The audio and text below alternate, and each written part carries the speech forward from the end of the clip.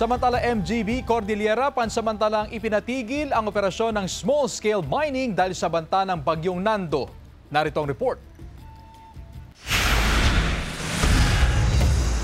Hindi pa man nararamdaman ang epekto ng bagyong Nando. Naglabasan ng abiso ang Mines and Geosciences Bureau sa Cordillera na tigil munang operasyon ng lahat ng small-scale mining operators sa rehiyon. Hakbang ito ng otoridad para sa kaligtasan ng mga minero. Posible kasing makaranas ng pagguho dahil sa mga pag-uulang dala ng bagyo.